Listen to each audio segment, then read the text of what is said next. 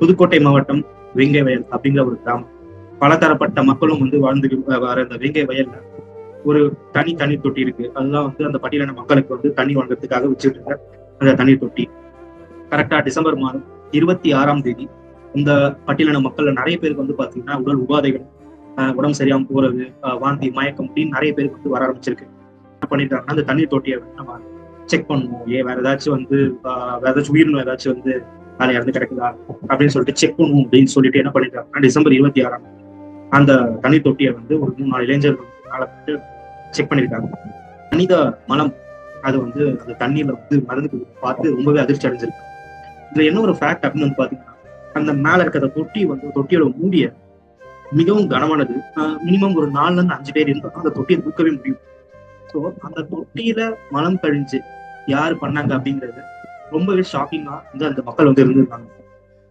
என்ன செய்யறதுன்னு தெரியாம இது ஒரு சாதி ரீதியான ஒரு வன்கொடுமையா தான் இருக்கும் அப்படின்னு சொல்லிட்டு அவங்க உடனே ஊர் தலைவருக்கு வந்து கான்டாக்ட் பண்றாங்க. ஊர் தலைவரை வர வச்சு இந்த விஷயத்தெல்லாம் வந்து சொன்னதுக்கு அப்புறம் சரியான தீர்வு வந்து எடுக்கப்படல.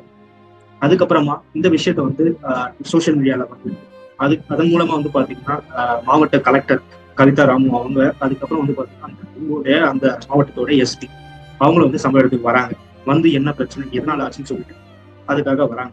அப்போ தண்ணீர் தொட்டியில் நடந்த விஷயத்தை பத்தி இன்வெஸ்டிகேட் பண்ணும்போது இது ஏன் ஆச்சு, எதுக்கு ஆச்சு அப்படின்னு சொல்லிட்டு இன்வெஸ்டிகேட் பண்ணும்போது இது உயர் சாதியினர் பண்ண ஒரு ரொம்ப கொடூரமான செயல் அப்படின்றது வந்து தெரிய வந்திருக்கு.